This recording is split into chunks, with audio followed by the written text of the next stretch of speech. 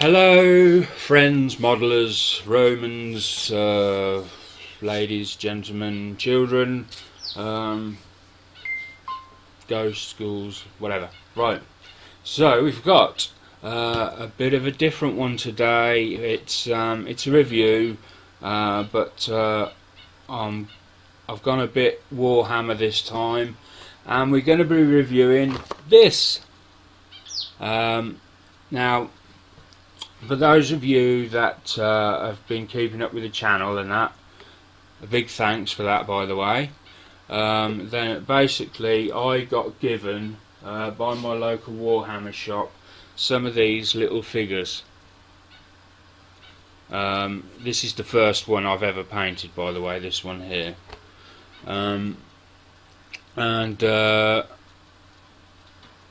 Yeah, so I was practicing on these, building up to doing this. So I'm going to review this, and this one's going to be done on the live show, I believe.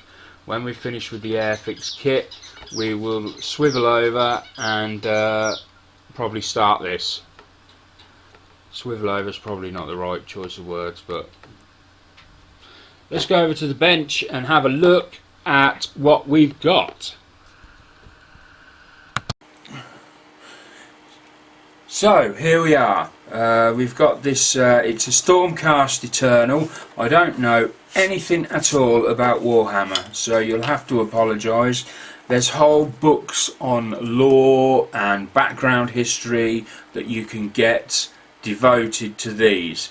I've got a magazine over there that I'm going to review also, that's in the Warhammer series, that comes with a little figure with it that I should be painting as well. So we're going to crack this open first, and then, as I said, the plan is to do this after we've finished Mr.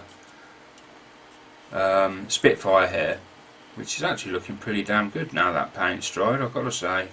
And that's, of course, that's all done on the live show. I'm quite impressed with that. That's brush painted, by the way, that. Look at that, great finish for brush paint. So if you wanted to see how to do that, incidentally, you need to watch the live shows every Wednesday at 8:30. Apart from when they're not. Those in the know will know what that means. No, it just refers to last week's show. It didn't air because of technical difficulty. Human error.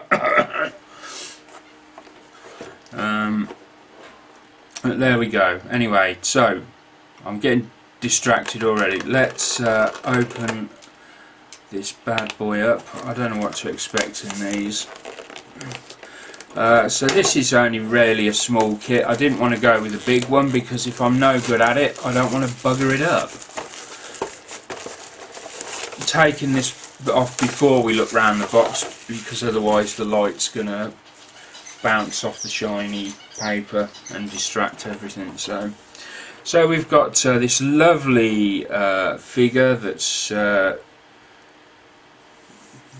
flying, maybe just hovering off the ground, and obviously you can have it in two different ways. You can either have him with a lantern in his hand, or with this beautiful eagle-like bird that's had a blue rinse. I quite like that, but I think I'm going to do that version there, but with the blade, the sword, instead of the bow and arrow, because the thing with the bow and arrow is it's got no bow, no back end, no string to it. I don't know whether they've realised that.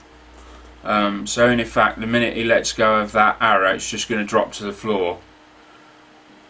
Unless, of course, I'm just overthinking this, and this is Magic World, and that's a magic bow and arrow.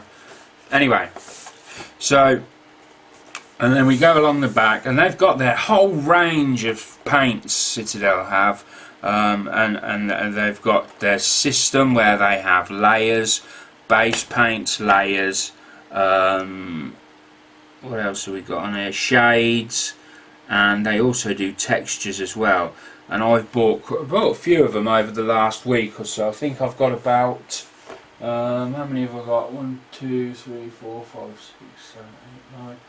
I've got about 20 of the paints now. I think I've got most of the ones to do this. Yeah, I've got all the ones to do this actually. So I'm all set for this one. And I've got the ones to do this one here as well. So, on the back we've got these various depictions. I'm guessing this is going to be my paint guide. It tells you there the armour. So where it says armour, you've got to put a Retributor armour layer down, Reikland Flesh Shade, Auric Gold, and then Liberator Gold. Now, I might be jumping the gun, but I think they've put them down in the order they need to go on to achieve these results. Now, I go into this a bit more in depth on my live show, but you can't just paint out the pot. I did on this one, and although it looks reasonably okay, when you see one that's been done properly, you can see the difference. There's a huge difference. So we need to bear that in mind. Anyway, on the side we've got we've got his lantern bit and his various. We've got some worn in small parts, functional pointed components. That's different. Functional pointed components. Is that a posh way of saying sword and arrow? I think it is. So let's go in and have a look. It rattles about a bit. It's not wrapped up in any bag. It's a side opening box. So we've got one sprue, a base, yep, we've got a base, one sprue, and a little sheet. So this is your instruction booklet with your two different methods. So let's have a look at the instruction sheet first. So it's fairly straightforward, the same as many other models we've looked at in the past. How everything goes together. So yeah, number 1 is dealing with the scroll going together, and then on the stand piece there. Then we've got the bottom half going together. Then his wings going on there, and then we've got, it says the Knight Azyros, so his head's going on there. That's his lantern.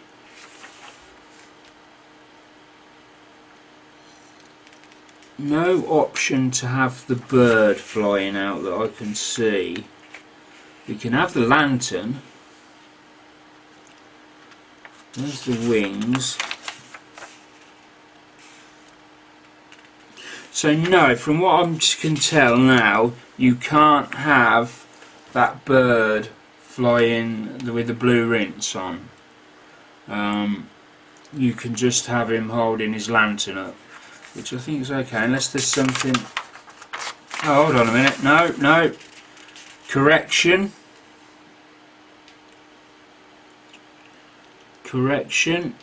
So we've got the bow and arrow there.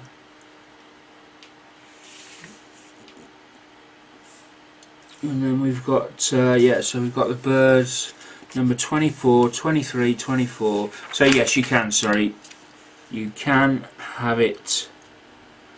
Oh, and these are his, if you're into the game, these are his moves. Range 30 inches, is that? Attacks 3 to hit, to wound, render, damage. That means nothing to me.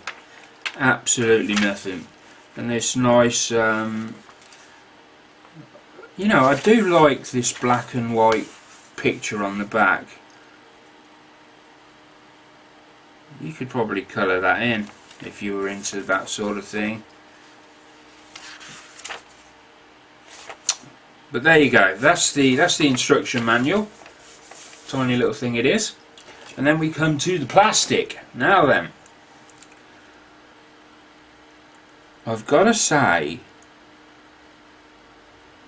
right, I'm having my first look at some Citadel plastic, and good lord, where to begin?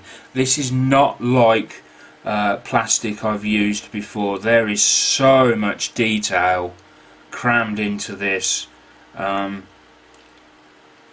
Good lord, it almost looks like resin.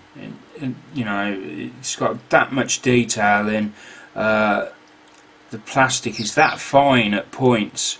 Yeah, you could easily impale your finger on some of these wing tips here. So I see why it gave that warning now. The plastic does seem quite a lot stronger than you get in the Airfix kits and other brands. I'm not just picking on Airfix here. When you get very fine details, such as, I mean, we've got this that I'm working on, the Formula 1 car at the moment, and we've got these. I was worried about damaging these when they come off because they're brittle and they might snap or whatever, and they're very fine.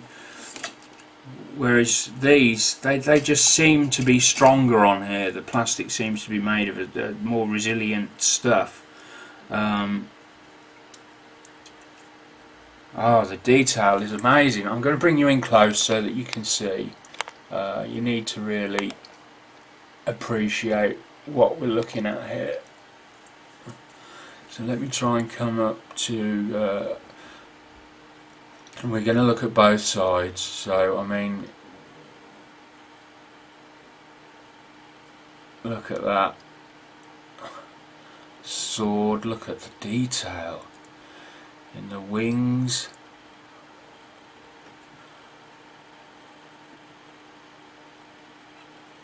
The spiky helmet, I think that is.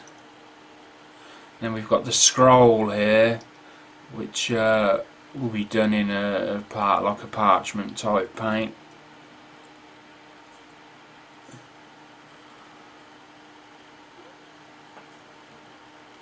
There's one of the wings of the bird with the blue rinse, and there's the lantern.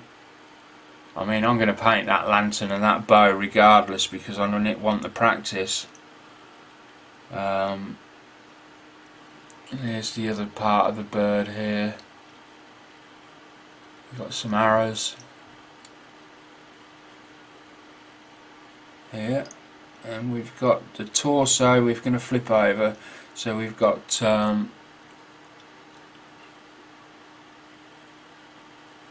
where are we? Part of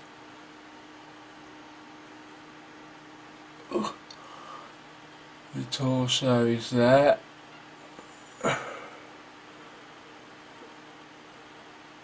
If we can get a lock on it.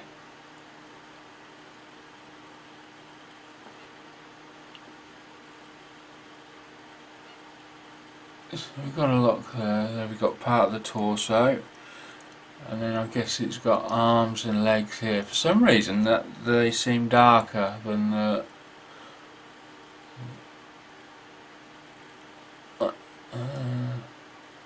there we go.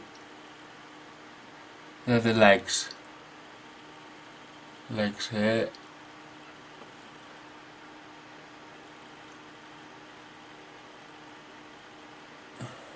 Back end of the lantern, I think. And here we've got the lantern with the glow of the light spilling out either side. And I believe, is that his head? Oh, that's his head here.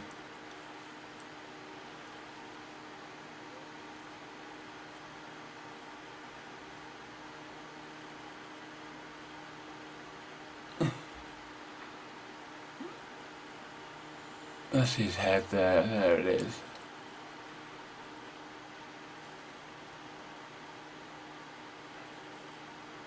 So, I mean, you get the idea. It's it's massively, massively detailed.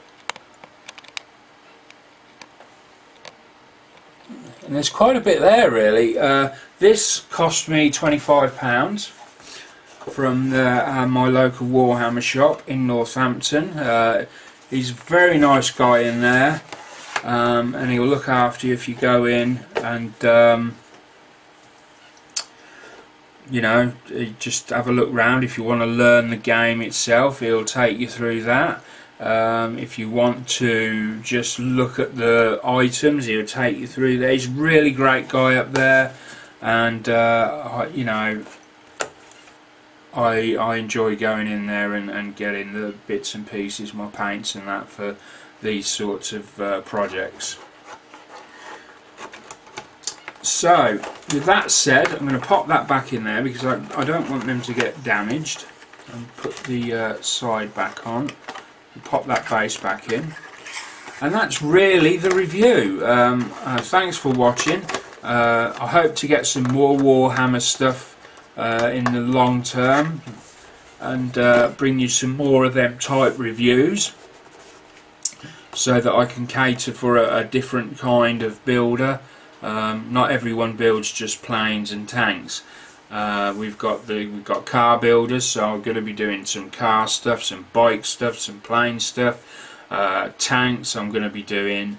You've seen the Warhammer. I'm going to try and cram so much into these shows over the years that I'm running them. I hope to, you know, cater to everyone's interest in the hobby. So that said, thanks for watching. Don't forget to give me a thumbs up, and I will see you all soon. Bye for now.